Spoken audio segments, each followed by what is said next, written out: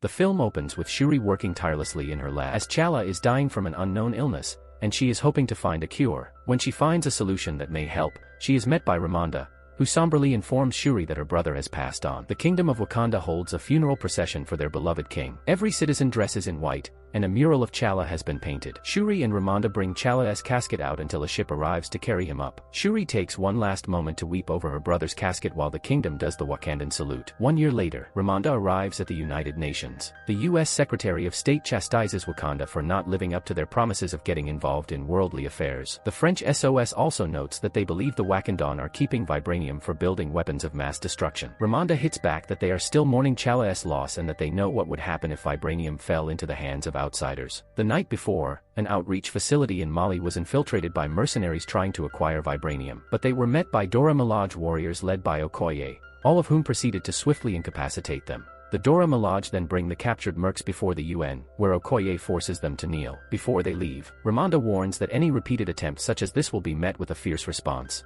In the Atlantic Ocean, a CIA team led by Dr. Graham operates with a vibranium detecting machine. 2 divers go underwater and find that their mining drill has been wrecked, just before the 2 are taken and killed by unseen attackers.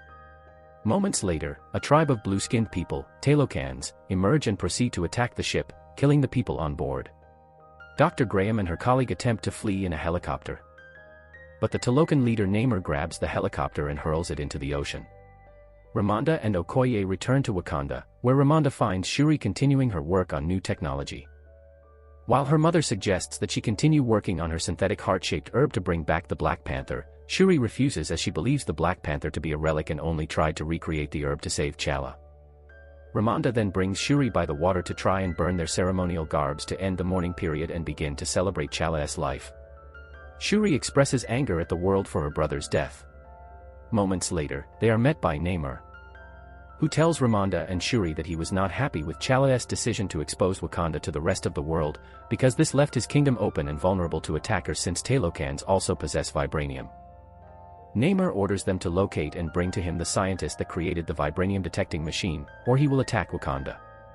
He also tells them not to let the others know about his existence. Ramonda tasks Okoye with going to find the scientist. But Shuri tags along despite her mother's objections. She and Okoye travel to Virginia to find Everett Ross, where they ask him about the scientist. To their surprise, Ross informs them that the scientist is a teenager at MIT named Riri Williams.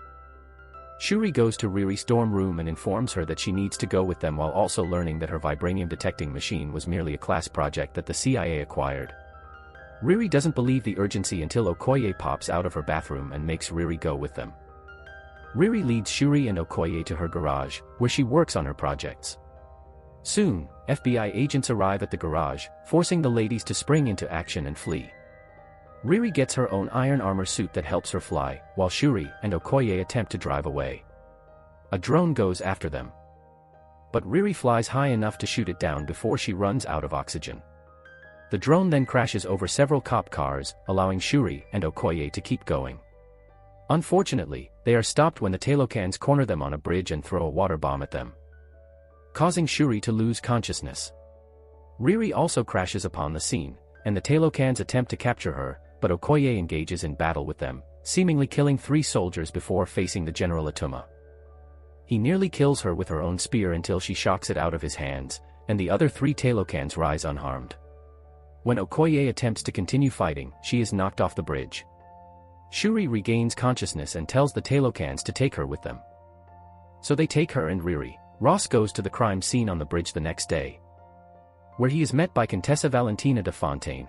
As she is now director of the CIA, Ross locates Shuri's Kimoyo beads and secretly takes them with him. Okoye returns to Wakanda before the council to ask Ramonda to lead a team underwater to find Shuri. But for her failure in keeping Shuri safe, Ramonda strips Okoye of her rank as general and of her position as Dora Milaje. Ramonda goes to Shuri's lab and asks her AI Griot to track Shuri's beads. She gets in touch with Ross, who secretly speaks to her behind Val's back. He tells Ramonda that the CIA believes Wakanda is responsible for the attack on the mining ship, but Ramonda cannot tell him much about Namor's involvement. Ramonda goes to Haiti, where she finds Nakia working at a school ever since the blip. While she and Ramonda are happy to see each other, Ramonda notes Nakia was absent from Chala's funeral.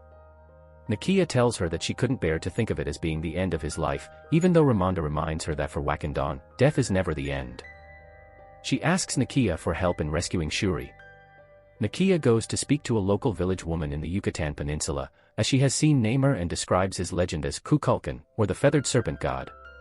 Down in Talokan, Shuri is given traditional garbs to wear before meeting with Namor. He begins to tell her his backstory. In 1571, his mother was part of a village that had been plagued by smallpox after the arrival of Spanish conquistadors. The people turned to the god Chak for salvation. They found a blue material underwater that they ingested to cure them of their ailments, but while it removed their sicknesses, it turned their skin blue and forced them underwater since they could no longer breathe air. Namor was born different from the others, with wings on his ankles and the ability to breathe on land and underwater. His mother died heartbroken due to missing her life on the surface, and when he went to bury her, he found the conquistadors raiding and enslaving the villagers. Namor and the Talokans attacked, with one priest referring to Namor as un niño sin amor, means a child without love, and that's where he got his name, because he has no love for the surface world. He takes Shuri further and shows her his kingdom, a prosperous and thriving nation not unlike Wakanda. And he asks Shuri to help protect their kingdoms against the rest of the world. Nakia begins her mission to recover Shuri and Riri. Meanwhile, Ramonda meets with Namor after she speaks to Ross, who informed her that the CIA is seeking to take action against Wakanda for the mining ship attack. When she tells Namor to accept responsibility for it, he warns Ramonda about taking retaliatory action against the Wakandan if they threaten Talokan's exposure. Nakia makes her way underwater and neutralizes Namor's cousin Namora before she can attack Shuri. Another Talokan warrior grabs Shuri, but Nakia hits her with a fatal sonic blast. She escapes with Shuri and Riri, but Namor finds the warrior as she dies, taking it as an attack on Wakanda's part, so he leads his warriors to strike back. In the city, Nakia reunites with Okoye, but they soon see the area flooding before they realize they are under attack. The Talokans begin to waterbomb the city, flooding the places and destroying buildings. M'Baku leads his Jabari warriors in battle while Shuri attempts to fight back with her tech. Namor makes it to the palace and waterbombs it heavily, causing Ramonda and Riri to sink. Namor orders Shuri to join them in the attack against the surface world, or Wakanda will be completely destroyed. Ramonda manages to pull Riri to the surface, but they are both unconscious. The Dora Milaje manage to revive Riri, but Ramonda is gone. A funeral is held for Ramonda. M'Baku attempts to console Shuri and offer counsel, as T'Challa requested of him, but she is mourning the loss of her whole family. Meanwhile, Val has Ross arrested after learning he was talking to Ramonda in secret.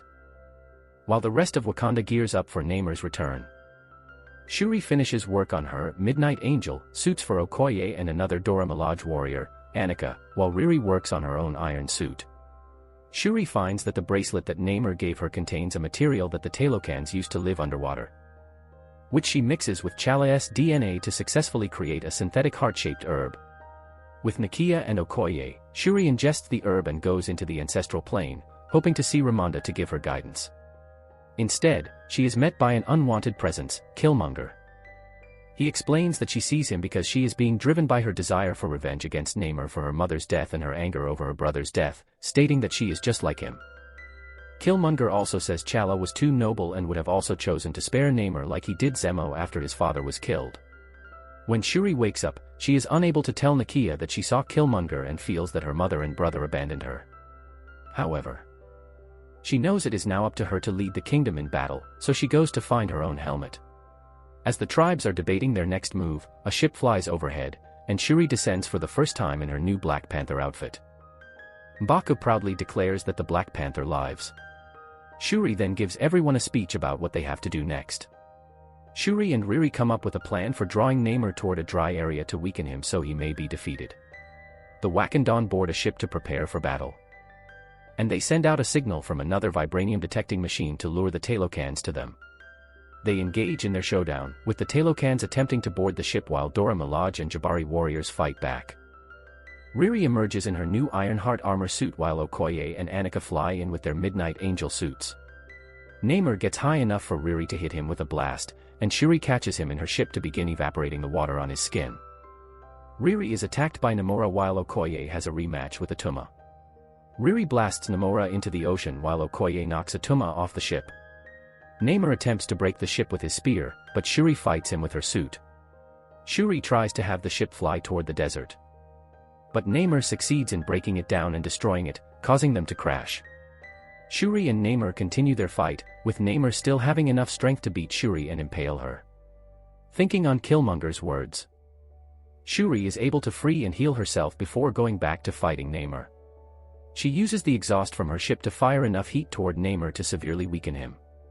She grabs his spear and prepares to deal with the killing blow until she sees a vision of Ramonda speaking to her, telling her to show him who she really is.